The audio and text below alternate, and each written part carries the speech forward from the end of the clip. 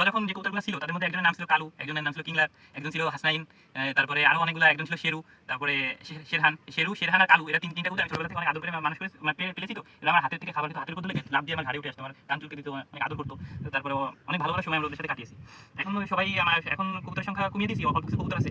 তো যেটা বলছিলাম কবুতরের কাছে আমি শিখলাম, আপনারা কি শিখতে পারেন? আমি দেখলাম যে একটা কবুতর ছিল কালু, কালু নামে কালো একটা গিরিবাজ কবুতর। তো ও আর একটা মেয়ে কবুতরের সাথে বুনো রঙের একটা গিরিবাজ কবুতরের সাথে জন্মেছিল, দুজনে মেয়ে। তো ওরা দেখলাম আমাদের মদ্দা কবুতর ছিল, তো মদ্দা কবুতরের সাথে ওরা সময় কাটাইছে। এরপরে ওরা 4টা ডিম পারতো, 4টা ডিম পেরে 4টা ডিম ওরা সুন্দরভাবে ওম দিয়ে তার মধ্যে প্রায় 3টা 4টা সবসময় ফুটতো। ওরা সেই সবগুলো বাচ্চাকে দুইটা মেয়ে কবুতর ওই বাচ্চা দুটোকে লালন পালন করতে সুন্দর করে বড় করে দিত, আদর করতো, খাওয়া দিত। তারপরে আরেকটা কবুতর ছিল লাল রঙের, তোকে দেখলাম ওর ও নিজের বাচ্চাকে খাবার দিতাম। তো তিন বেলা খাবার খাবার দিয়ে পানি দিয়ে দিত। ও নিজের বাচ্চা দুইটা বাচ্চা ছিল, ও খাওয়াতো। ওই খাওয়ানোর পাশাপাশি ও আবার পাশের কুপি ছিল, পাশের কুপিতে অন্য বাচ্চাদের ডাকাডাকি করতো, অন্য বাচ্চা আরো 2টা 3টা কবুতরকে খাই দিত। মানে একটা কবুতর মিনিমাম 3টা 4টা বাচ্চা, নিজের 2টা বাচ্চা আর কয়েকজনকে খাবার খাওয়া দিত।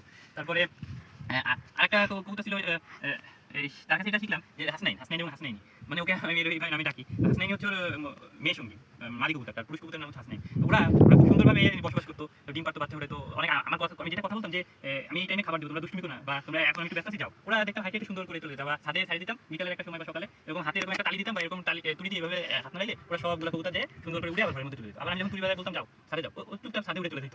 তারপরে এই হাসনাইনের মাঝে একবার মনোমালিন্য হয়েছিল না কি জানো, ওরা দেখলাম হাসনাইনি যে মেয়ে কবুতরটা যে হাসনাইনকে ছেড়ে অন্য একটা কবুতরের সাথে জোড়া নিতে যাচ্ছে। পরে আমি রাগ হয়ে ওই কবুতর বিক্রি করে দিই, যে ওরা তো জোড়া একসাথে আছে, তা ওদেরকে আমি কেন আলাদা করবো? তারপর ওই কবুতরটা বিক্রি করে দেওয়ার পর আবার ওরা জোড়া নিয়েছিল, ওদের মধ্যে হয়তো ভুল বোঝাবুঝি ছিল, সেটা সমাধান করে আবার মিলেমিশে আছে, এখন আল্লাহ রাখছে ভালো আছে। তবে আরেকটা কবুতর দেখলাম, ও একটা হাসনাইনি বললাম না, মাদি কবুতর, ওর একটা ভাই ছিল, মানে ওর এক বছর 1 মাসের ছোট। তো ওই কবুতরটা অনেক ডাকাডাকি করতো, মদ্দা কবুতর, আল্লাহর মধ্যে ভালো দেখতে ছিল, কিন্তু ওর সাথে কোনো মেয়েরা জোর নিত না। তো আমার ওর জন্য খুব খারাপ লাগতো, কিন্তু কোনো মেয়ে, ওর সাথে অনেক মেয়ে কবুতর ছিল সিঙ্গেল, কিন্তু ওর সাথে কেউ জোর নিত না। তো জোড়া দেওয়ার চেষ্টা করছি, নিয়ে না। তারপরে ওর মনে একটা মনে কষ্ট ছিল। পরে দেখলাম ও কি করে, ও যে ও অন্যান্য সকল বাসার ঘরকুটো টেনে ঘর তৈরি করে দিত সবার। তারপরে ওরা ওর সাথে খারাপ ব্যবহার করতো, টুকাটুকি করতো, ওই টুকাই ঘর থেকে বের করে দিত, ও যে খ্যাট টেনে দিত। তারপরে নিজে খাবার খেয়ে সেই হয়তো বাবা হওয়ার মতো মানে ওর একটা স্বপ্ন, সবাই তো বাবা হতে চায়, পশু পাখি হোক মানুষ হোক, সবাই বাবা মা হতে চায়, সন্তানকে ভালোবাসে। ওর মধ্যে সেরকম একটা ইচ্ছা ছিল হয়তো। পরে দেখলাম ও যে ঘরকুটো টেনে দিচ্ছে, নিজে খাবার খেয়ে অন্য বাচ্চা খাওয়া দিচ্ছে, কিন্তু ওর কিন্তু এখনো বয়স হয়ে গেছিল, কিন্তু অ্যাডাল্ট হয়ে গেছিল, কিন্তু জোড়া নেওয়ার কারণে ও এরকম ঘুরে ঘুরে ঘরকুটো নিয়ে দিত, বাচ্চা খাওয়া দিত, বড় বাচ্চা মানুষের ওমও দিয়ে দিত, মানুষের মানে ছোট ছোট অনেক কবুতর মানে ঠিক মতো ডিম দেয় না, ওর তলে দিল এক ওম দিয়ে দিত, এরকম হয়েছে।